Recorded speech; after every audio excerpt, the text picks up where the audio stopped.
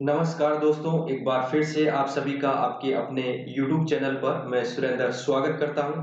देखिए दोस्तों, जैसा कि मैंने कल आपको क्लास में बताया था कि दोस्तों कल से हम जो लाइव आएंगे 4 बजे आएंगे। तो दोस्तों मैंने आज 4 बजे मेवाड़ के इतिहास के इस तीसरे सेगमेंट को स्टार्ट किया था, लेकिन किसी कारणवश से मैं पूरी क्लास नहीं कर पाया, जिसके लिए दोस्तों मैं आप सभी से माफी चाहता हूं। तो चलिए दोस्तों, इसी सीरीज में अब हम इस समय मेवाड़ के इतिहास का जो तीसरा भाग है उसको कवर करने की कोशिश करते हैं। तो चलिए दोस्तों, पढ़ाने से पहले मैं आपको काफी इंपॉर्टेंट इंस्ट्रक्शन है वो देना चाहूंगा। दोस्तों, यहाँ से आज हम महाराणा मोगल और उनके सबसे प्रतापी जो पुत्र हुए थे, या फिर हम राजस्थान के इतिहास में जिनको स्थापत्य कला का जनक के रूप में जानते हैं, महाराणा कुंभा, उनके इतिहास की घटनाओं के बारे में चर्चा करेंगे। तो इसलिए दोस्तों बहुत ध्यान से और अच्छे से इसको समझिएगा और ज्यादा से ज्यादा इसको शेयर कीजिएगा, क्योंकि दोस्तों इसी सेक्शन से आरएस 2013, आरएस 2016 और आरएस 2018 लगातार महाराणा कुंभा और मेवाड़ के इतिहास से सवाल देखने को मिल रहे हैं। तो इसलिए दोस्तों अच्छे से इस सीरीज को अच्छे से शेयर कीजिएगा, अच्छे से इसको समझिएगा। तो चलिए दोस्तों, बात करते हैं हम महाराणा कुंभा के मोकल के बारे में। तो देखिए दोस्तों, महाराणा मोकल, जैसा कि मैंने आपको लास्ट क्लास में डिस्कस किया था दोस्तों, राणा लाखा और उनकी जो पत्नी थी हंसाबाई, उनसे जो पुत्र हुआ था दोस्तों मोकल, और उनसे पहले उनके ऑलरेडी एक उत्तराधिकारी पुत्र था चुंडा। तो चुंडा ने प्रतिज्ञा की थी कि वो आजीवन जो मेवाड़ का महाराणा है या फिर मेवाड़ का जो उत्तराधिकारी है उस पर नहीं विराजमान होगा, इसलिए उन्हें मेवाड़ का भीष्म पिता के नाम से जाना गया। दोस्तों इसी जो चुंडा है उसको उसके बाद में जब मोकल यहाँ के शासक बन जाते हैं तो उनको क्या बनाया गया दोस्तों, मेवाड़ का जो शासक है मोकल, उनका संरक्षक के रूप में बनाया गया था। तो दोस्तों कुछ समय तक चुंडा यहाँ पर मोकल के संरक्षक के पद पर कार्य करते हैं, लेकिन जैसा कि हम सब जानते हैं कि जहां पर शासक हो या फिर उस शासक के साथ किसी दूसरे व्यक्ति या फिर किसी भी पद का ज्यादा महत्व हो जाता है तो निसंकोच वहां पर कुछ न कुछ दिक्कतें आने लगती है। तो यही चीज यहाँ पर होती है दोस्तों। यहाँ पर क्या होता है कि जो हंसाबाई है उनका जो विश्वास है दोस्तों, जो विश्वास है वो कम हो जाता है। तो इस प्रकार से इस विश्वास के कारण से या फिर आरोप की वजह से या फिर शंका की वजह से दोस्तों यहाँ पर चुंडा को बुरा लग जाता है, और वहां से चुंडा मेवाड़ की जो पद है, संरक्षक का पद है, वो छोड़कर चले जाते हैं मांडू, या फिर हम ये बोल सकते हैं मालवा।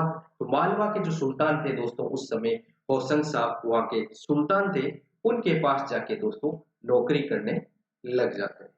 तो किस प्रकार से अभी तक जो स्टोरी पढ़ी है दोस्तों हमने, एक सिंपल सी स्टोरी के बारे में मैंने आपको बताया था किस प्रकार से मुगल आगे शासक बनते हैं, जो हंसाबाई और लाखा का पुत्र था, और इनके संरक्षक के रूप में नियुक्त किया जाता है चुंडा को। और कुछ समय बाद में हंसाबाई के अविश्वास के कारण या फिर विश्वासघात के आरोप की वजह से छोड़कर मालवा चले जाते हैं। दोस्तों याद रखिएगा, मालवा के बीच में पहले भी हमने संघर्ष की कहानी पढ़ी थी, उसके बाद में यहाँ पर थोड़ा सा मित्रता का संबंध होता है, लेकिन उसके बाद में वापस जब कुंभा आता है तो दोनों के बीच में द्वंद्व युद्ध स्टार्ट हो जाता है। कभी एक रियासत दूसरे पे, कभी दूसरी रियासत पहली रियासत पर आक्रमण लगातार करती रहती है। तो इस प्रकार की स्टोरी महाराणा कुंभा के शासन काल में भी और पढ़ेंगे। तो अब देखिए दोस्तों, जैसे ही यहाँ पर चुंडा है वो मेवाड़ से चले जाते हैं मालवा या फिर मांडू चले जाते हैं, तो पीछे से मोगल का जो संरक्षक नियुक्त किया जाता है वो हंसाबाई के द्वारा उनके भाई रणबल को, यानी जो जोधपुर के राठौड़ थे, हंसाबाई के भाई थे, उनको मोगल का संरक्षक नियुक्त कर दिया जाता है। दोस्तों इसके बाद में क्या होता है, मोगल के द्वारा उससे पहले मेवाड़ में या चित्तौड़ में एक भोज परमार शासक हुए थे, जिनके द्वारा समिदेश्वर मंदिर का निर्माण करवाया गया था। तो इस मंदिर का दोस्तों मोगल के द्वारा रिकंस्ट्रक्शन या पुनर्निर्माण करवाया गया था। तो दोस्तों इस मंदिर का कुछ और नाम भी हम सुनते हैं। एक दोस्तों इसे समिदेश्वर मंदिर के साथ त्रिभुवन मंदिर या त्रिभुवन नारायण मंदिर के नाम से भी इसको जाना जाता है। दोस्तों इस मंदिर का महाराणा जो मोकल है उनके द्वारा पुनर्निर्माण करवाने के कारण इसे मोकल मंदिर के नाम से भी जाना जाता है। याद रखिएगा दोस्तों, मोकल मंदिर के नाम से किसको जाना जाता है, जिसका निर्माण परमार भोज के द्वारा करवाया गया था। समिधेश्वर मंदिर को इसी को ही क्या कहा जाता है दोस्तों, मोकल मंदिर के नाम से जाना जाता है। सवाल देखने को मिल सकता है कि ये कहां पर है दोस्तों, तो चित्तौड़ के अंदर ये स्थित है। चलिए आगे बढ़ते हैं। इसके साथ दोस्तों, जैसा कि हमने बात की मेवाड़ के इतिहास के आरंभिक समय में हमने बात की थी दोस्तों, एकलिंग मंदिर का जो निर्माण है वो नागदा में किसके द्वारा करवाया जाता है, नागदा में बप्पा रावल के द्वारा एकलिंगनाथ जी का मंदिर का निर्माण करवाया जाता है। और जितने भी यहाँ के शासक हुए हैं वो उनको दीवान समझते हैं, एकलिंगनाथ जी का दीवान मानते हैं। तो इस मंदिर का दोस्तों परकोटा है, या फिर परकोटा का मतलब क्या है दोस्तों, जो चारों तरफ की जो दीवार होती है या जो बाउंड्री होती है, उस बाउंड्री का निर्माण किसके द्वारा करवाया गया था, मोकल के द्वारा करवाया गया था। इसके साथ ही दोस्तों, जो चित्तौड़ में विष्णु मंदिर या फिर द्वारिकानाथ मंदिर है, उसका निर्माण किसके द्वारा करवाया गया था, मोकल के द्वारा करवाया गया था। दोस्तों ये सारी इंफॉर्मेशन थी मोकल के बारे में, स्थापत्य कला के बारे में। अब देखिए दोस्तों, किस प्रकार का इनका राजनीतिक पृष्ठभूमि रही थी या फिर राजनीतिक कार्य या युद्ध के बारे में देखते हैं। तो दोस्तों हमारे नागौर के एक शासक हुए थे, जैसा कि आपको पता है नागौर में कुछ समय और टोक रियासत में मुस्लिमों का शासन रहा था। तो दोस्तों यहाँ पर फिरोज खान नाम के एक शासक होते हैं नागौर में, जिनके साथ युद्ध होता है रामपुरा युद्ध। ये दोस्तों रामपुरा कहां पर है, भीलवाड़ा में है। 1428 में इस युद्ध में दोस्तों फिरोज खान को परास्त कर देते हैं महाराणा मोकल। इसी सेशन में दोस्तों आगे बढ़ते हैं तो हमारा अब मोकल का जो अंतिम अभियान है वो आता है झीलवाड़ा अभियान, जो दोस्तों गुजरात का एक अभियान था। 1433 में क्या होता है दोस्तों, चाचा मेहरा और मेहपा पवार इनके सहयोग से दोस्तों झीलवाड़ा अभियान के दौरान जो मोकल है उनकी हत्या कर दी जाती है। थोड़ा सा और ध्यान रखिए दोस्तों, जहां हम बात कर रहे हैं चाचा मेहरा, तो दोनों ये कौन थे दोस्तों, जैसा कि हमने बात की थी चाचा और मेहरा दोस्तों जो राणा खेता हुए थे या क्षेत्र सिंह थे, जिनके द्वारा जो दिलावर खां गोरी की हत्या कर दी जाती है युद्ध में, और जिनके द्वारा मालवा और मेवाड़ की संघर्ष की नींव रखी जाती है। उनकी दोस्तों एक दासी थी जिनका नाम था खातिन, और उससे दासी के जो पुत्र हुए थे उनके नाम है चाचा और मेहरा। इन दोनों को उकसाया था मेहपा पवार ने, तो इन दोनों के कहने पर इनकी हत्या कर दी जाती है। दोस्तों इस अभियान की एक खास बात हो रहे, इस अभियान के दौरान जो हमारे महाराणा कुंभा या फिर मोकल के जो उत्तराधिकारी होते हैं वो भी इस युद्ध में उपस्थित होते हैं। जैसे ही इस युद्ध में इनकी हत्या कर दी जाती है तो यहाँ से महाराणा कुंभा भागकर कहाँ चले जाते हैं, चित्तौड़ में चले जाते हैं। ये वापस इस स्टोरी पर आएंगे जैसे ही हम महाराणा कुंभा के बारे में स्टार्ट करेंगे। इससे पहले दोस्तों थोड़ा सा इनके बारे में साहित्यिक क्षेत्र में देख लीजिए दोस्तों, इनके दरबारी विद्वान हुए थे दो, योगेश्वर भट्ट और विष्णु भट्ट नाम के दो प्रमुख दरबारी विद्वान थे, जो किसके थे दोस्तों, मोगल के दरबार में थे। इसके अलावा दोस्तों शिल्पीकार इनके तीन प्रमुख शिल्पीकार हुए थे, जिनका नाम है फन्ना, मन्ना और पन्ना नाम के इनके तीन प्रमुख शिल्पीकार भी हुए थे। तो चलिए दोस्तों, ये हो गई महाराणा मोगल के इतिहास से संबंधित कुछ महत्वपूर्ण जो घटनाएं थी उसके बारे में। अब हम बढ़ते हैं मेवाड़ के ही नहीं अपितु पूरे राजस्थान के एक महत्वपूर्ण शासक या काफी प्रतापी शासक के रूप में जिनको जाना जाता है वो है महाराणा कुंभा। तो सबसे पहले दोस्तों इनके इतिहास के और बढ़ने से पहले मैं आपको बता दूं कि दोस्तों इनका जो शासन काल है उसका शासन काल भी आपको याद होना चाहिए। तो दोस्तों 1433 से लेके 1468 तक इन्होंने मेवाड़ का शासन कार्य संभाला था। अब बात करें दोस्तों इनकी माता का नाम, तो इनकी जो माता थी दोस्तों वो कौन थी, सौभाग्यवती परमार एक राजकुमारी थी जो इनकी माता थी। दोस्तों यहाँ पर आपको मैं पूछूं कुंभा के पिता कौन थे, तो यहाँ पर कंफ्यूज नहीं होना दोस्तों, मोकल का उत्तराधिकारी है तो यहाँ पर महाराणा मोकल है, वो महाराणा कुंभा के क्या थे दोस्तों, पिता थे। इसके बारे में कोई नहीं पूछता दोस्तों, माता का नाम थोड़ा सा इंपॉर्टेंट है, सौभाग्यवती परमार राजकुमारी थी जो इनकी माता थी। अब देखिए दोस्तों, जैसे ही यहाँ पर महाराणा कुंभा के पिता है मोगल की हत्या कर दी जाती है, उसके बाद में उत्तराधिकारी है अगले शासक के रूप में हमारे पास आते हैं महाराणा कुंभा। कम आयु में शासक बने इसलिए पुनः इनके जो संरक्षक के रूप में नियुक्त किया जाता है वो है रणबल राठौर, जो कि कौन है दोस्तों, हंसाबाई के क्या है, भाई थे।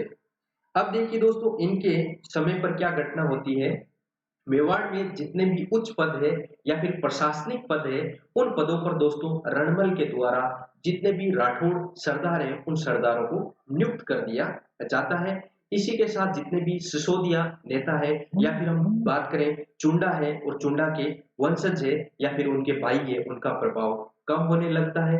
तो इस बात को ध्यान में रखते हुए यहाँ पर क्या है, जितने भी राठौड़ सरदार है, उन राठौड़ सरदारों को उच्च पदों पर नियुक्त किया जाता है, जिससे राठौड़ों का मेवाड़ के दरबार में दोस्तों क्या होता है, प्रभाव बढ़ जाता है, इफेक्ट बढ़ जाता है, अप्रोच बढ़ जाती है और यही सिसोदिया है वो क्या हो जाते हैं, थोड़े से नीचे पद पर आने लगते हैं। इसी इसी के साथ तो काम चल रहा था, लेकिन इसके साथ दोस्तों एक और बड़ी घटना यहाँ पर घटित हो जाती है। चुंडा के जो भाई थे छोटे, जिनका नाम था दोस्तों राघव देव सिसोदिया। वापस वही बात, कंफ्यूज नहीं होना है बिल्कुल। राघव देव सिसोदिया अलग था और राघव चेतन अलग था, जिसके बारे में हम पद्मिनी की स्टोरी के बारे में दोस्तों मैंने आपको बताया था कि पद्मिनी के समय पर क्या होता है, जो राघव चेतन है उनकी कुदृष्टि पड़ने की वजह से जो रतन सिंह ने उनको दरबार से निकाल देते हैं और उनको दरबार से निकालने के बाद वो अलाउद्दीन खिलजी के दरबार में बदले की भावना से चले जाते हैं। ये स्टोरी हमने ऑलरेडी जो सेकंड सीरीज थी उसके बारे में कवर कर ली थी।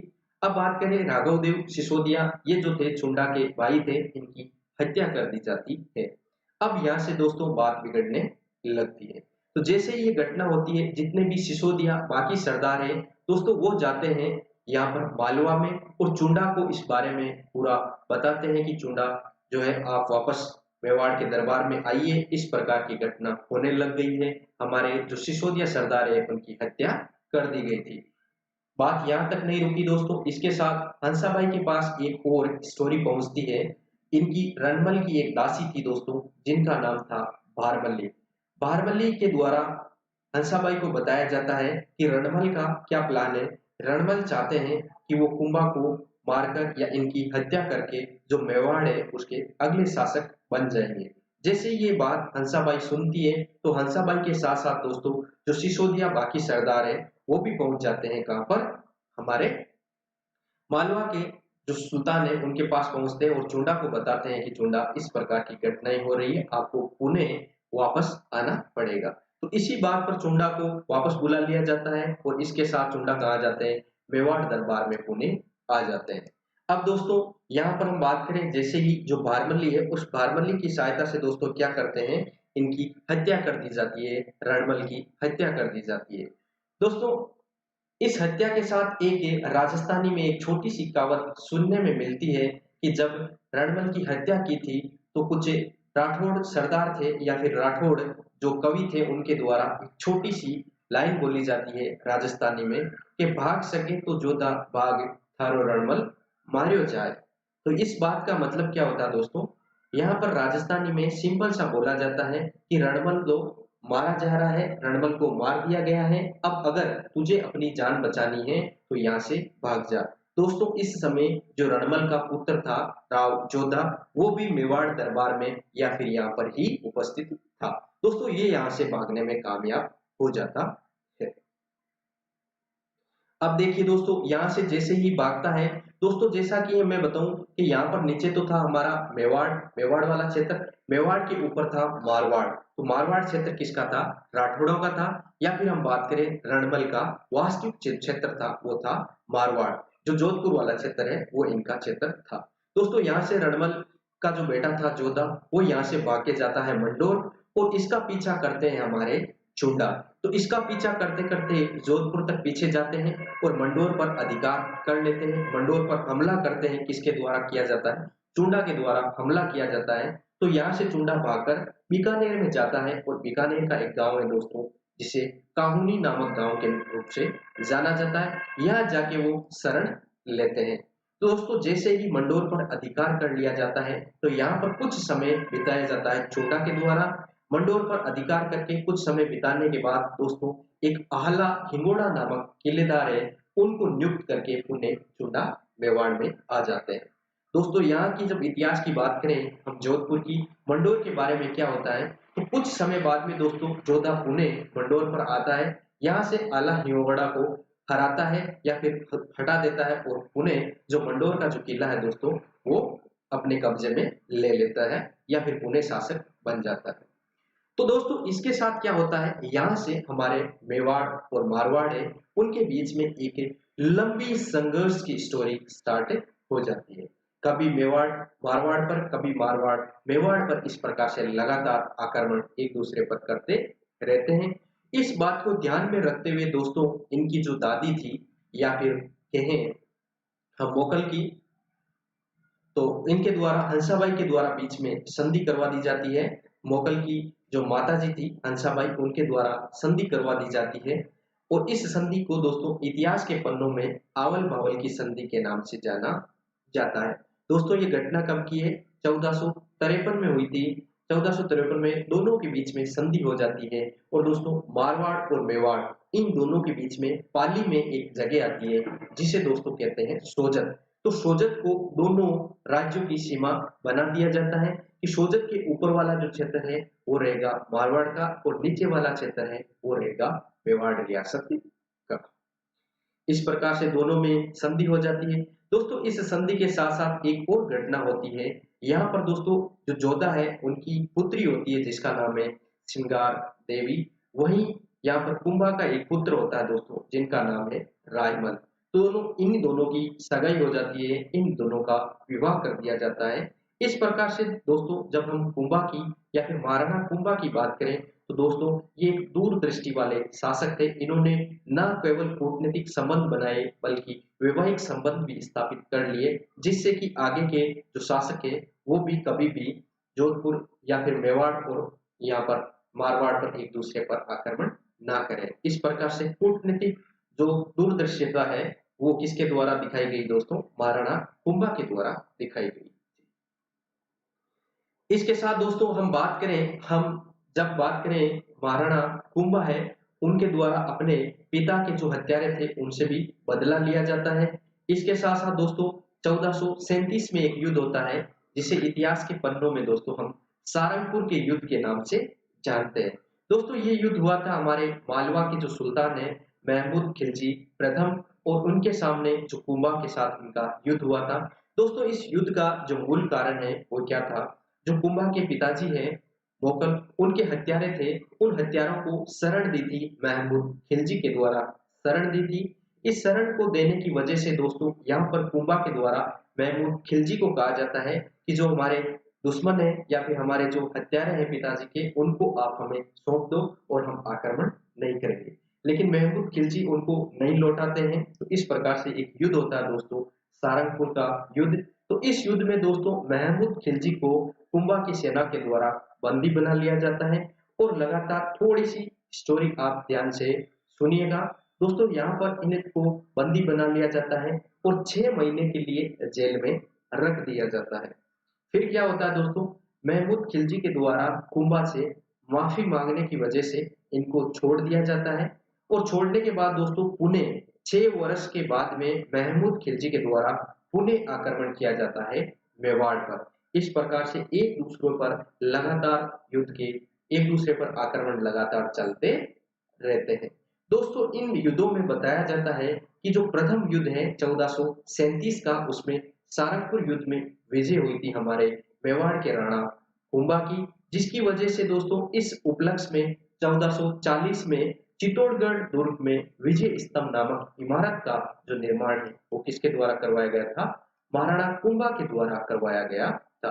वहीं दोस्तों इतिहास के विशेष स्रोतों की ओर बढ़ते हैं तो 1437 से लेके आगे के 6-7 सालों के बाद में जब महमूद खिलजी के द्वारा पुनः आक्रमण किया गया था तो महमूद खिलजी भी अपनी यहाँ पर विजय समझते हुए अपनी खुद की जीत बताते हुए बोलते हैं कि यहाँ पर जो हमारा मालवा है वहां पर एक 7 मंजिला मीनार का निर्माण करवाया था।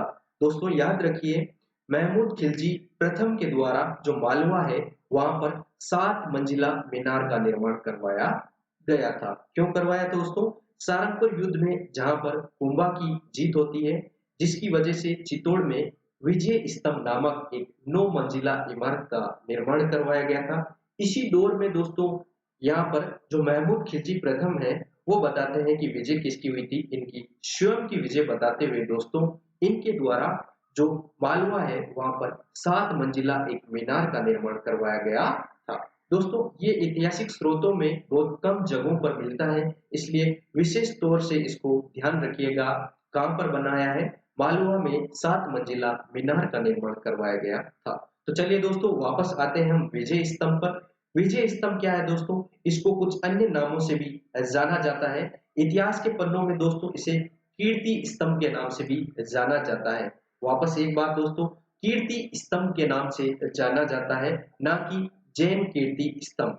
जैन कीर्ति स्तंभ दूसरी इमारत है जिसका निर्माण किसी दूसरे व्यक्ति के द्वारा करवाया गया है, उसके बारे में भी हम चर्चा करेंगे। तो विजय स्तंभ को दोस्तों कीर्ति स्तंभ विष्णु को समर्पित है, भगवान विष्णु को समर्पित है, जिसकी वजह से दोस्तों इसे विष्णु ध्वज के नाम से भी जाना जाता है। गरुड़ ध्वज के नाम से इसको जाना जाता है। इसके अलावा दोस्तों इसकी हर एक इमारत में 8वीं मंजिल को छोड़ दें तो दोस्तों हर एक इमारत में या फिर हर एक मंजिल में मूर्तियों को रखा गया है, जिसकी वजह से दोस्तों इसे मूर्तियों का अजायब घर और भारतीय मूर्ति कला का विश्व कोश के नाम से भी इसको जाना जाता है। अब थोड़ी सी इसकी स्ट्रक्चर के बारे में बात कर लेते हैं दोस्तों, इसकी विशेषताओं के बारे में बात कर लेते हैं, क्योंकि दोस्तों यहाँ से काफी एग्जाम है, जैसे कि आपका राजस्थान पुलिस है, पटवार है, इन एग्जाम में ऐसे सवाल अक्सर देखने को मिलते हैं। तो दोस्तों इसकी जो लंबाई है वो 122 फीट इसकी लंबाई है और इसकी जो चौड़ाई है दोस्तों वो क्या है? 30 फीट इसकी चौड़ाई है। वापस एक बार बता दूं दोस्तों, ये जो विजय स्तंभ है वो चित्तौड़गढ़ दुर्ग के अंदर या दुर्ग के परिसर के अंदर ही बना हुआ है। तो सीधा सा पूछा जा सकता है विजय स्तंभ स्थित है, तो यहाँ पर लोगों को याद नहीं रहता कि चित्तौड़ में है या फिर कुंभलगढ़ में है या फिर राजसमंद में, इस प्रकार से कंफ्यूज होने के चांसेस रहते हैं। इसके बाद में दोस्तों हमने बात की थी ये जो इमारत है दोस्तों वो कितने मंजिला इमारत है? ये 9 मंजिला इमारत है। अब इसकी मंजिलों के बारे में थोड़ी सी विशेषताओं के बारे में और देखते हैं दोस्तों। तो इसकी तीसरी मंजिल है दोस्तों, उस मंजिल पर 9 बार अरबी भाषा में दोस्तों अल्लाह शब्द लिखा हुआ है। दोस्तों ये तो सिंपल सी जानकारी हो गई, अरबी भाषा में 9 बार अल्लाह लिखा हुआ है। तो दोस्तों यहाँ से अगर सोचे चिंतन करें तो एक मत निकल के आता है कि जो महाराणा कुंभा थे वो एक सांप्रदायिक शासक थे, किस प्रकार से इनके लिए जो हिंदू मुस्लिम है उनमें कोई भेदभाव नहीं था, इनके लिए दोनों ही समान रूप से माने जाते थे। तो इस प्रकार से तीसरी मंजिल में दोस्तों 9 बार किस भाषा में? अरबी भाषा में अल्लाह शब्द लिखा हुआ है। अब बात करें दोस्तों इसका जो निर्माण है वो किसके द्वारा किया गया था, किसने इसकी स्ट्रक्चर बनाई थी? जो ये 9 मंजिला इमारत बनाई है उस इमारत की जो स्ट्रक्चर है उसका जो नक्शा है वो किसके द्वारा बनाया गया था? तो उनके दोस्तों नाम देखिए, जेता। जेता एक वास्तुकार था। इनके दोस्तों 3 पुत्र थे जिनका नाम है नापा, पुंजा और पोमा। तो इन चारों ने मिलकर दोस्तों इसकी स्ट्रक्चर के बारे में बताया है। उसके बाद में दोस्तों इसके जो दरवाजे पर एक प्रशस्ति की रचना की गई है उसके बारे में देखिए दोस्तों, जिसे कीर्ति स्तंभ प्रशस्ति के नाम से जाना जाता है। इसकी जो रचना है दोस्तों अत्रि और उसके बेटे महेश के द्वारा इस प्रशस्ति की रचना की गई है। प्रशस्ति का मतलब होता है दोस्तों किसी भी शासक या किसी भी वंश के लिए किसी पत्थर या फिर किसी लेटर पर प्रशंसा के लिए जो शब्द लिखे जाते हैं या प्रशंसा के लिए या शासनकाल के बारे में जो विस्तृत विवरण मिलता है दोस्तों उसे बोलते हैं प्रशस्ति। उसके बाद में देखिए दोस्तों इस जो विजय स्तंभ पर क्या होता है, बिजली गिरने से इसकी जो ऊपर की मंजिल है 9वीं मंजिल है दोस्तों ये टूट जाती है और इसके टूटने की वजह से इसके आगे एक शासक होता है दोस्तों जिनका नाम है महाराजा स्वरूप सिंह। तो महाराजा स्वरूप सिंह के द्वारा इस इमारत का रिकंस्ट्रक्शन या पुनर्निर्माण करवाया जाता है। दोस्तों पुनर्निर्माण क्यों करवाया जाता है? क्योंकि इसकी 9वीं मंजिल है वो दोस्तों बिजली गिरने से ये मंजिल टूट जाती है, क्षतिग्रस्त हो जाती है, जिसकी वजह से महाराजा स्वरूप सिंह के द्वारा इसका पुनर्निर्माण करवाया जाता है। अब देखिए दोस्तों कुछ इतिहासकार हैं हमारे लिए जो विजय स्तंभ को देखकर दुनिया और विश्व की कुछ दूसरी इमारतें हैं उसके साथ तुलना करते हैं और किस प्रकार से अपने मत देते हैं उसके बारे में देखिए। तो दोस्तों सबसे पहले हम बात करेंगे हमारे राजस्थान के इतिहास में जो सबसे अहम रोल रखते हैं कर्नल जेम्स टोड। तो दोस्तों कर्नल जेम्स टोड के द्वारा बताया जाता है कि इस जो इमारत की तुलना है वो दिल्ली के अलाई परिसर में जो बनी हुई है कुतुब मीनार उसके समान इस इमारत की तुलना की गई है। वही दोस्तों एक दूसरे इतिहासकार हुए फर्ग्यूसन, विदेशी थे। इन्होंने बोला कि रोम के अंदर जो टार्जन टावर बना हुआ है उस समान एकदम स्तंभ के समान ये स्ट्रक्चर या इमारत बनी हुई है और उससे भी श्रेष्ठ इसके अंदर कला दिखाई हुई है, उससे भी उत्तम ये इमारत है। दोस्तों याद रखिएगा, यहाँ पर सीधा सवाल पूछा जा सकता है कर्नल जेम्स टोड ने किससे तुलना की है और फर्ग्यूसन ने इसकी तुलना किससे की गई है। इसके अलावा दोस्तों हम बात करें राजस्थान पुलिस है, उसका जो लोगो होता है दोस्तों, उस लोगो में जो चिन्ह होता है वो किसका है? विजय स्तंभ का चिन्ह बनाया गया है। वही हमारे आरबीएसई बोर्ड है, जो राजस्थान माध्यमिक शिक्षा बोर्ड है, उसका जो प्रतीक चिन्ह है या उसका जो लोगो है उसमें भी दोस्तों किसके बारे में बताया गया है? हमारा जो विजय स्तंभ है उसके बारे में बताया गया है, उसका चिन्ह बताया गया है। अब देखिए दोस्तों, जो हमारा विजय स्तंभ है उस पर सबसे पहले जो डाक टिकट जारी किया गया था वो राजस्थान में पहली इमारत के रूप में जाना जाता है। 15 अगस्त 1949 को दोस्तों राजस्थान में पहली बार किसी इमारत पर डाक टिकट जारी किया गया था, तो वो इमारत है हमारी विजय स्तंभ। और कितने रुपए का डाक टिकट जारी किया गया था दोस्तों? 1 रुपए का डाक टिकट जारी किया गया था। वापस बात करते हैं दोस्तों विजय स्तंभ के। जब हमने नामों के बारे में चर्चा की तो दोस्तों मैंने वहां पर आपको बताया कि विजय स्तंभ को कीर्ति स्तंभ के नाम से जाना जाता है। वही दोस्तों जैन कीर्ति स्तंभ के बारे में बात करें तो दोस्तों ये 12वीं शताब्दी की बनी हुई एक इमारत है। ये भी मेवाड़ में ही है दोस्तों। तो 12वीं शताब्दी की इमारत है जिसका निर्माण दोस्तों एक जैन व्यापारी है जिनका नाम है जीजा साहेब बघेलवाल के द्वारा इसका निर्माण करवाया गया। दोस्तों यहाँ पर सीधा सीधा सवाल पूछा जा सकता है कि जैन कीर्ति स्तंभ है उसका निर्माण किसके द्वारा करवाया गया है? तो जीजा साहेब बघेलवाल के द्वारा इस इमारत का निर्माण करवाया गया है। वहीं दोस्तों इस इमारत के बारे में थोड़ी सी और चर्चा करें तो ये इमारत दोस्तों 7 मंजिला इमारत है और जैनों के जो भगवान है आदि पुरुष है आदिनाथ उनको समर्पित इमारत है। चलिए दोस्तों ये तो हो गई महाराणा कुंभा के इतिहास की कुछ बातें। अब महाराणा कुंभा के राजनीतिक जो गतिविधियां हैं या फिर युद्ध हुए थे उनके बारे में थोड़ी सी चर्चा करते हैं। दोस्तों इनके बारे में यहाँ से देखिए 1456 के युद्ध से पहले आपको मैं थोड़ा सा नीचे लेके आता हूँ। इस लाइन में देखिए शिरोई के जो शेषमल देवड़ा है उनको हराते हैं। तो दोस्तों शिरोई के शेषमल देवड़ा को हराते हैं, किसके द्वारा हराया जाता है? तो यहाँ पर दोस्तों जो महाराणा कुंभा है उनके जो सेनापति होते हैं वो होते हैं डोडिया सरदार नरसिंह। दोस्तों वापस ध्यान से सुनिए, डोडिया सरदार नरसिंह के नेतृत्व में जो सिरोही है उस सिरोही पर आक्रमण किया जाता है। और दोस्तों बताया जाता है कुंभा का जो सबसे पहला अभियान है वो सिरोही वाला अभियान है जिसे आबू सिरोही अभियान के नाम से जाना जाता है। दोस्तों अब बात करें कि सिरोही एक छोटी सी रियासत है जहां महाराणा कुंभा है वो एक बड़े शासक हुए थे, उन्होंने यहाँ पर आक्रमण क्यों किया था? तो ध्यान से समझिए दोस्तों, हमारे जैसे कि ऊपर है मेवाड़ रियासत और हमारे यहाँ पर मेवाड़ रियासत से लगी हुई नीचे है दक्षिण पश्चिम में है आबू रियासत या सिरोही रियासत। दोस्तों यहाँ पर आबू रियासत के फिर वापस बात करें, इधर हमारे पास आ जाता है मालवा और इधर आ जाता है हमारे पास गुजरात। तो दो बड़ी रियासतें आती है। जैसे ये दो बड़ी रियासतें आक्रमण करती है आबू पर, तो आबू या सिरोही पर आक्रमण करती है तो इनके द्वारा सिरोही के द्वारा सीधा रास्ता दे दिया जाता है और ये आक्रमण होता है मेवाड़ पर। दूसरी बात ये बताई जाती है सहसमल देवड़ा के द्वारा जो मेवाड़ के ये जो पीछे पास वाले जो गांव है उन गांवों को जीत लिया जाता है, जिसकी वजह से कुंभा के द्वारा यहाँ पर आक्रमण करवाया जाता है। वापस ध्यान रखिए दोस्तों, डोडिया सरदार नरसिंह के नेतृत्व में यहाँ पर आक्रमण किया जाता है और यहाँ पर सहसमल देवड़ा को पराजित कर दिया जाता है। ध्यान रखिए दोस्तों। इसके बाद में देखिए दोस्तों, जैसा कि हमने 1428 में महाराणा मोकल के समय पर जो रामपुरा का युद्ध हुआ था जिसमें फिरोज खां को पराजित किया जाता है उसके बारे में चर्चा की थी। वही दोस्तों समझिए वापस, फिरोज खां के पुत्र होते हैं शम्स खां और फिरोज खां के भाई होते हैं मुजाहिद खां। तो दोस्तों मुजाहिद खां और यहाँ पर शम्स खां इन दोनों में उत्तराधिकार को लेकर संघर्ष होता है। तो इस संघर्ष में दोस्तों हमारे जो शम्स खां है वो आते हैं कहां पर? महाराणा कुंभा के पास आते हैं और महाराणा कुंभा से इस प्रकार की सहायता मांगते हैं। तो महाराणा कुंभा के सहयोग से दोस्तों शम्स खां को कहां का शासक बना दिया जाता है?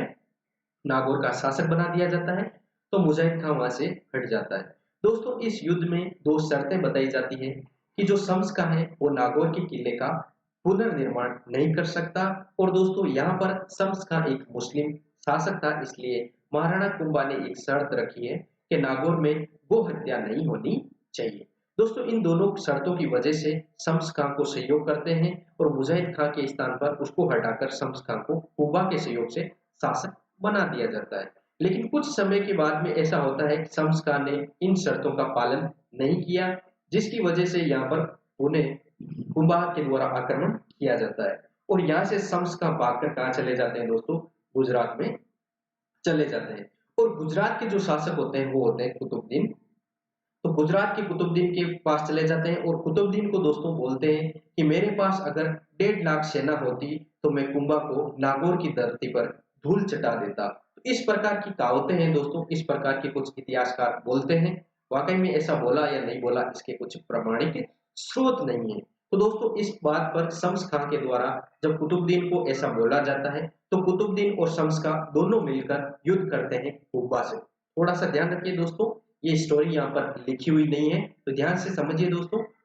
तो कुंभा पर जब आक्रमण किया जाता है तो यहाँ पर दोस्तों जो शम्स खां हमारे हैं उन शम्स खां को इस युद्ध में मार दिया जाता है।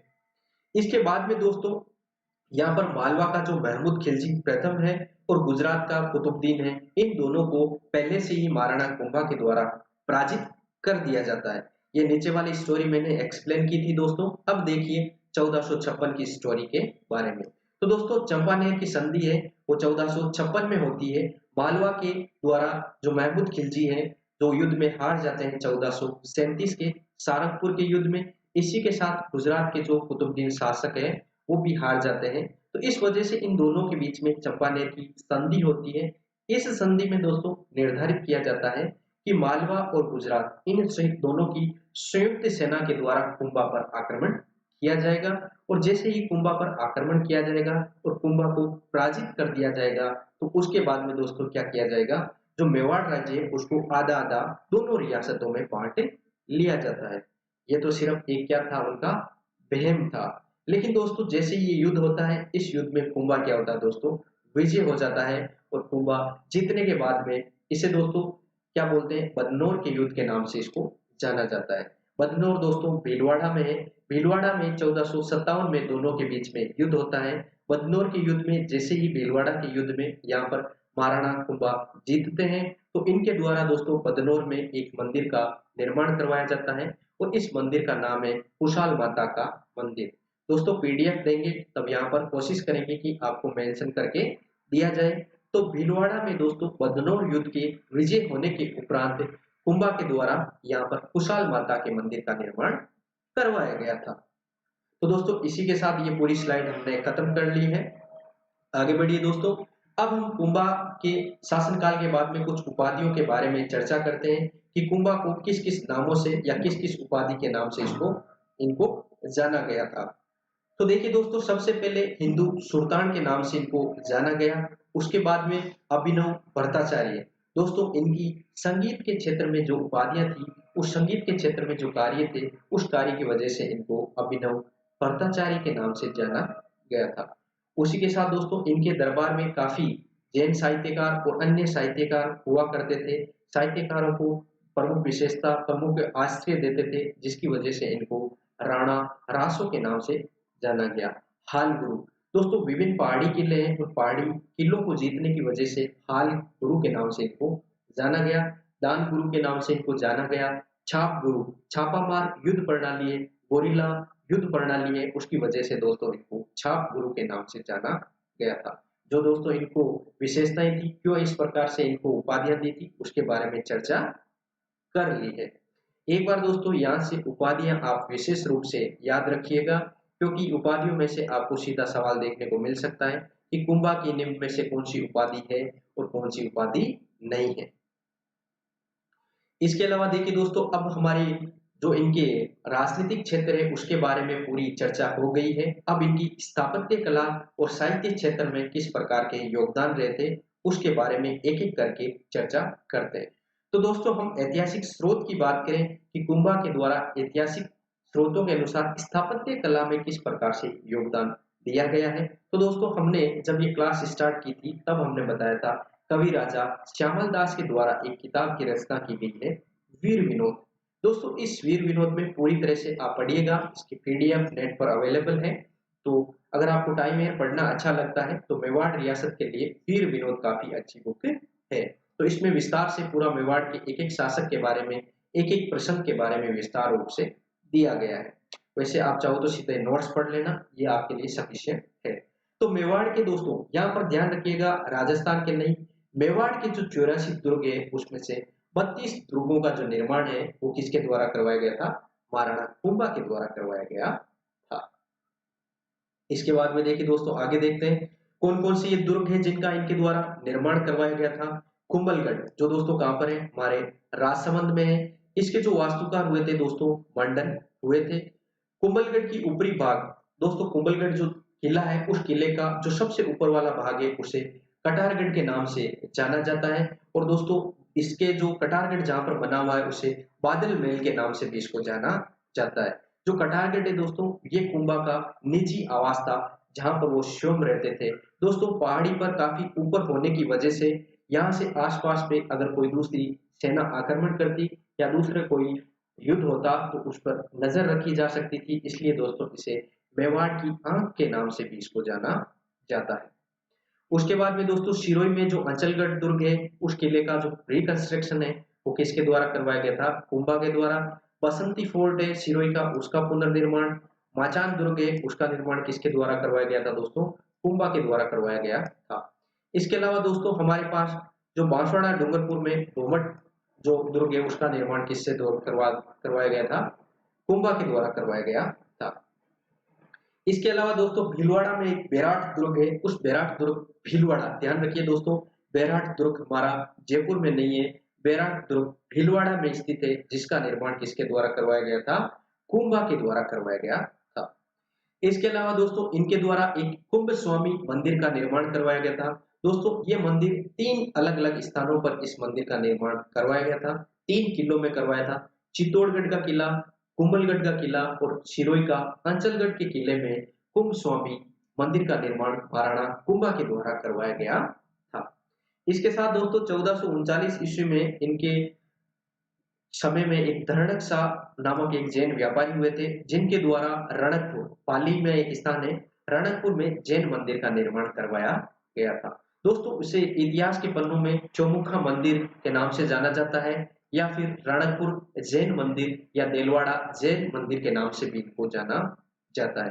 दोस्तों इस मंदिर की विशेषताओं के बारे में बात करें तो दोस्तों ये पाली में मगही नदी, कौन सी नदी, मगही नदी पाली में 1444 स्तंभों में घिरा हुआ एक मंदिर का निर्माण करवाया गया है, इसलिए दोस्तों इसे स्तंभों का अजायबघर के नाम से भी इसको जाना जाता है। अब इसका जो कंस्ट्रक्शन करवाया था उसका जो वास्तुकार था, आर्किटेक्ट जो था वो दोस्तों था वास्तुकार देपाक। क्या नाम था दोस्तों यहाँ पर, देपाक नामक जो वास्तुकार है उनके द्वारा इसे दर्णक शाह के द्वारा जो मंदिर बनवाए गए थे इनकी डिजाइन तैयार की गई थी। इसके साथ साथ दोस्तों ये तो थी इनकी स्थापत्य कला की बात। स्थापत्य कला के बाद दोस्तों इनके साहित्य के क्षेत्र में योगदान देखिए दोस्तों, कुंभा एक अच्छा संगीतज्ञ था और दोस्तों इनके द्वारा वीणा नामक एक वाद्य यंत्र है उसको बजाया करते थे। इनके संगीत गुरु हैं दोस्तों, वो कौन थे, संगीत गुरु थे सारंग व्यास, इनके संगीत गुरु थे। दोस्तों कहीं कहीं इनके गुरु के बारे में भी पूछा जा सकता है, तो कुंभा के गुरु के बारे में शायद इस पीडीएफ में मेंशन नहीं किया है। हीरानंद मुनि इनके आश्रम जो गुरु है वो गुरु रहे थे। इनके अलावा दोस्तों देखिए दोस्तों इनके द्वारा कुछ पुस्तकों की रचना की गई है। सुधा पर्वत इनकी एक पुस्तक है दोस्तों, कामराज रतिसार। दोस्तों कई एग्जाम में पूछा जा सकता है कामराज रतिसार है वो कितने भागों में रचित है। दोस्तों इसके 7 भाग है, 7 अलग अलग भागों में इसकी रचना की गई है। इसके अलावा संगीत राज, दोस्तों संगीत राज पुस्तक का एक अपना अलग ही महत्व है। जो सबसे अच्छी और सबसे सिरमौर ग्रंथ के नाम से जिसको जाना जाता है वो है कुंभा की संगीत राज पुस्तक। दोस्तों इसकी रचना 5 भागों में की गई है जिसके अलग अलग नाम है, पाठ्य रत्न कोश, गीत रत्न कोश, नृत्य रत्न कोश, वाद्य रत्न कोश और रस रत्न कोश। ध्यान रखिए दोस्तों यहाँ पर जो ये 5 भाग है इन 5 भागों के नाम देके सीधा सवाल पूछा जा सकता है।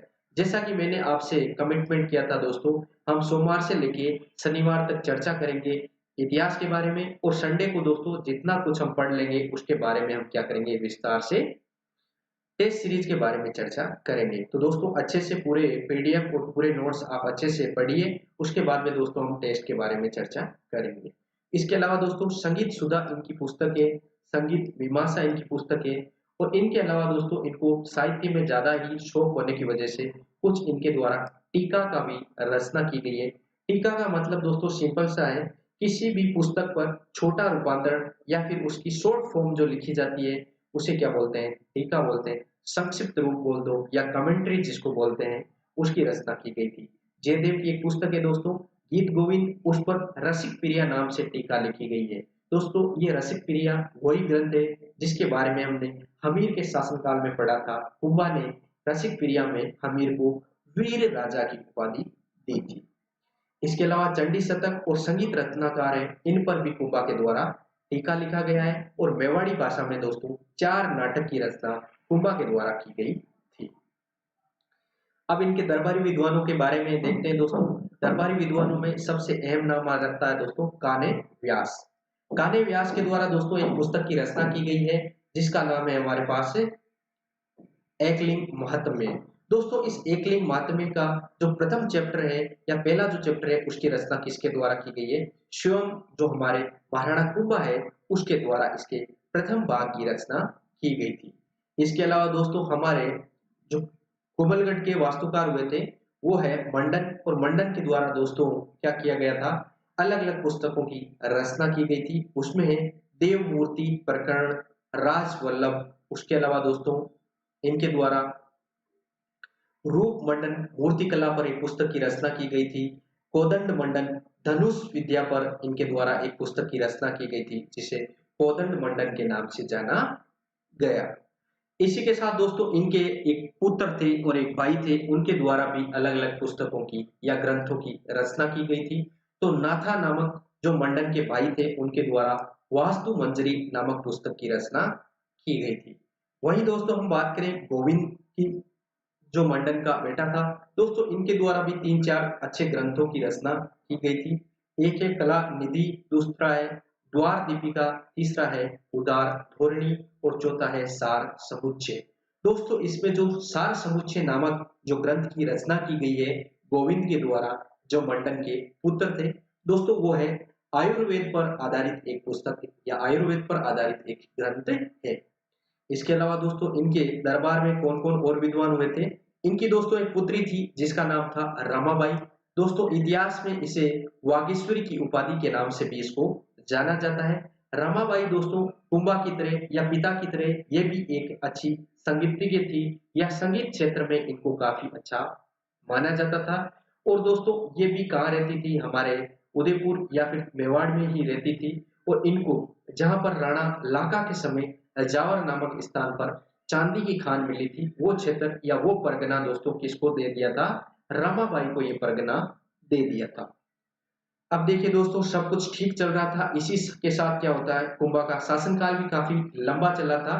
तो इसी के साथ कुंभलगढ़ दुर्ग में दोस्तों महादेव तालाब है, उस तालाब के पास जो शिवलिंग स्तंभ है उस पर दोस्तों महाराणा कुंभा के द्वारा पूजा पाठ की जा रही थी। उसी दौरान क्या होता है दोस्तों, जो हमारे उदा इनके पुत्र थे, इस उदा पुत्र के द्वारा इनकी हत्या की कर दी जाती है। और इसी के रूप में दोस्तों उदा है जो अगले शासक बनते हैं, उन्हें मेवाड़ का पितृहंता शासक के नाम से इनको जाना जाता है। क्या जाना जाता है दोस्तों, कुंभा की हत्या किसके द्वारा की गई थी, उदा के द्वारा की गई थी। इनको पितृहंता के नाम से इनको जाना जाता है। दोस्तों इनकी हत्या से संबंध में काफी एग्जाम में सवाल पूछा जाता है कि ये कहां पर है, कुंभलगढ़ दुर्ग में है। और कुंभलगढ़ दुर्ग में कहां पर, मामादेव तालाब के पास क्या कर रहे थे दोस्तों, शिव जी की या शिवलिंग पर पूजा कर रहे थे। उस दौरान उनके बेटे उद्दा के द्वारा इनकी हत्या कर दी गई थी। हत्या करने के बाद में दोस्तों अगला शासक उद्दा बनते हैं, और उद्दा के जो दो भाई होते हैं दोस्तों रायमल, उनके द्वारा दाड़िमपर युद्ध में किस प्रकार से इनको पराजित किया जाता है, इसके बारे में हम आगे चर्चा करेंगे। लेकिन फिलहाल के लिए आप इतना ही याद रखिए, कुंभा की जो हत्या है वो किसके द्वारा की जाती है दोस्तों, इनके बेटे जो कुंभलगढ़ दुर्ग में मामादेव तालाब के पास उदा के द्वारा कर दी जाती है। अब दोस्तों इन्हीं के साथ हम बात करें, क्योंकि कुंभा एक काफी संगीत के क्षेत्र में काफी अच्छे थे और खुद संगीत में काफी अच्छा योगदान किया था। इसके साथ साथ विभिन्न साहित्यकारों को भी अपने दरबार में आश्रय दिया था। तो इसके साथ साथ दोस्तों इनके दरबार में काफी जैन विद्वान भी हुए थे, जिनके नामों के बारे में देखिए दोस्तों। सोमदेव, सोम सुंदर, जयशेखर सूरी, भुवन कीर्ति, माणिक्य, तिला भट्ट, मुनि सुंदर और सुंदर सूरी, इन नामों के दोस्तों इनके दरबार में क्या हुए थे, जैन विद्वान हुए थे। किसके दरबार में हुए थे दोस्तों, ये हमारे महाराणा कुंभा के दरबार में कुछ प्रमुख जैन विद्वान हुए थे, उनके नाम थे। तो इस प्रकार से दोस्तों हमने महाराणा कुंभा के इतिहास के बारे में विभिन्न चर्चा की थी। दोस्तों इस चर्चाओं की वजह से महाराणा कुंभा ने जो स्थापत्य कला में जो योगदान दिया था, इस योगदान की वजह से दोस्तों राजस्थान के इतिहास में महाराणा कुंभा को स्थापत्य कला का जनक कहा जाता है, या फिर स्थापत्य कला के जनक के रूप में इनको जाना जाता है। तो चलिए दोस्तों इसी के साथ हमारे महाराणा कुंभा का जो इतिहास है वो हमने कवर कर लिया। दोस्तों अगर आपको ये समझ में नहीं आ रहा है या फिर किसी फैक्ट में आपको समस्या हो रही है, तो वीडियो को पॉज कीजिए, आपके जो नोट्स है उस नोट्स में मेंशन कर लीजिए जो नई इंफॉर्मेशन आपको मिल रही है। तो दोस्तों यहाँ पर देखिए महाराणा उदा के पास हम आते हैं। महाराणा उदा का जो शासनकाल है दोस्तों 1433 से 1468 तक हमारा शासनकाल रहा था कुंभा का, और कुंभा के बाद में 1473 तक शासक रहता है महाराणा उदा। तो दोस्तों उदा ने किसकी हत्या की थी, कुंभा की हत्या की थी, इसलिए मेवाड़ के पितृहंता के रूप में इनको जाना जाता है। मेवाड़ के जो शासक है महाराणा कुंभा काफी प्रतापी शासक हुए थे, मेवाड़ के इतिहास में काफी पॉपुलर भी रहे थे। इसकी वजह से दोस्तों जो इनकी हत्या कर दी थी महाराणा उदा ने, इसकी वजह से ये प्रजा में थोड़े से लोकप्रिय हो गए थे। इसी के साथ दोस्तों दाड़ीपुर नामक एक युद्ध होता है, जिसमें उदा और रायमल इन दोनों के बीच में संघर्ष होता है, और इस युद्ध में दोस्तों रायमल क्या होता है, विजय होता है, और इसमें उदा हारकर यहाँ से भाग के चला जाता है जंगलों में, मांडू के जंगलों में चला जाता है, और वहां पर दोस्तों ये मांडू के सुल्तान से मदद मांगने की इच्छा से, या फिर अपनी पुत्री है उसका विवाह मांडू के सुल्तान के साथ करवा के उन्हें मेवाड़ के शासक बनने के इरादे से वहां जाता है। लेकिन बीच में जंगलों में बिजली गिरने से इसकी क्या हो जाती है दोस्तों, मृत्यु हो जाती है। तो दोस्तों यहाँ पर कहा जाता है खोटों का खोटा ही नतीजा। एक प्रतापी शासक महाराणा कुंभा की जो हत्या कर देता है, उसके बाद में उदा खुद किस प्रकार से इसको मृत्यु की प्राप्ति होती है, बिजली गिरने से इसकी मृत्यु हो जाती है। तो चलिए दोस्तों फिर बढ़ते हैं हम अगले शासक की ओर, रायमल। तो दोस्तों 1473 से लेके 1509 तक इनका शासनकाल रहता है। इनके शासनकाल में दोस्तों ज्यादा कुछ विशेष घटनाएं नहीं होती है। यहाँ पर एकलिंग जो मंदिर है उसका पुनर्निर्माण करवाने का कार्य कौन करवाता है, रायमल करवाता है। इसके साथ दोस्तों इनके दरबार में एक प्रमुख शिल्पी हुआ था जिनका नाम था अर्जुन, और इनके दो प्रमुख विद्वान हुए थे, दरबारी विद्वान हुए थे, जिनका नाम है दोस्तों गोपाल भट्ट और महेश भट्ट। काफी अच्छे से दोस्तों यहाँ पर आपको साहित्यिक क्षेत्र में जितने भी नाम है उन नामों को विशेष रूप से या विशेष रूप से गौर करके सुनना चाहिए, क्योंकि साहित्यिक और जितने भी संस्कृति से संबंधित प्रश्न है वो पूछने की संभावना बहुत ज्यादा रहती है। यहाँ पर आपके विद्वान है उनके नाम पूछे जा सकते हैं, फिर यह विद्वान ये किसके दरबार में विद्वान था, या फिर उस विद्वान ने क्या योगदान दिया था, साहित्य के क्षेत्र में क्या योगदान दिया था, या फिर किसी इमारत का निर्माण करवाया था, आर्किटेक्चर बनाई थी, प्रशस्ति की रचना की थी। तो इस प्रकार के सवाल आजकल देखने को मिलते हैं। तो दोस्तों विशेष रूप से ध्यान रखिएगा, यहाँ पर हमारे पास इनके दरबार में दो विद्वान हुए थे जिनका नाम थे गोपाल भट्ट और महेश भट्ट।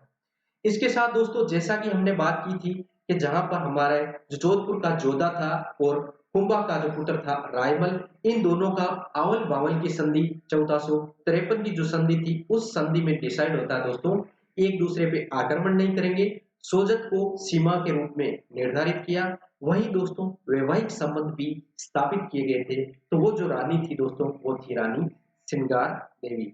इसी सिंगार देवी के द्वारा दोस्तों चित्तौड़ में गोसुंडी बावड़ी का निर्माण करवाया गया था।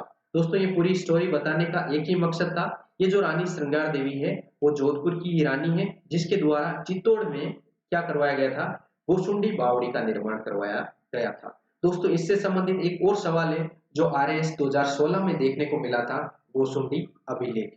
दोस्तों गोसुंडी अभिलेख के बारे में थोड़ा सा बता देता हूं मैं। दूसरी शताब्दी ईसा पूर्व का अभिलेख है। दोस्तों इस अभिलेख में हमें जानकारी मिलती है किसकी? गोसुंडी अभिलेख में वैष्णव धर्म की जानकारी मिलती है और वैष्णव धर्म की जानकारी देने वाला सबसे प्राचीन जो अभिलेख है वो है। इसके साथ साथ दोस्तों राजा सर्वताप के द्वारा जो अश्वमेध यज्ञ किया गया था उस अश्वमेध यज्ञ की जो जानकारी देता है वो भी गोसुंडी अभिलेख है। दोस्तों काफी एग्जाम में यहाँ से सवाल पूछने की संभावना है। राजस्थान का कौन सा अभिलेख है जिसमें अश्वमेध यज्ञ की जानकारी मिलती है? तो यह है गोसुंडी अभिलेख। तो चलिए दोस्तों इसी के साथ हमारी आज की क्लास यहीं हम विराम देते हैं दोस्तों। इसी सीरीज में दोस्तों हम आगे के जितने भी मेवाड़ रियासत के प्रमुख शासक हुए थे, हमारे पास अब महाराणा प्रताप और सांगा के शासनकाल में थोड़ा सा टाइम लगेगा। उसके अलावा जितने भी शासक हैं जो जल्दी जल्दी हो जाएंगे। दोस्तों एक बार फिर से बता देता हूं, आप हमारे चैनल को ज्यादा से ज्यादा शेयर और सब्सक्राइब कीजिए दोस्तों। इसके साथ आपको पीडीएफ चाहिए तो दोस्तों हमारे channel eminent classes Telegram channel पर इसकी पीडीएफ अवेलेबल है। और इसी के साथ दोस्तों अगर आपको किसी भी हिस्ट्री से संबंधित या किसी अन्य नोट से संबंधित कोई बात करनी हो तो आप मेरे से यहाँ से कांटेक्ट कर सकते हो। इसी के साथ दोस्तों हमारा एमिनेंट क्लासेस नाम से जो यूट्यूब चैनल है उसको भी आप ज्यादा से ज्यादा शेयर और सब्सक्राइब कीजिएगा। धन्यवाद दोस्तों।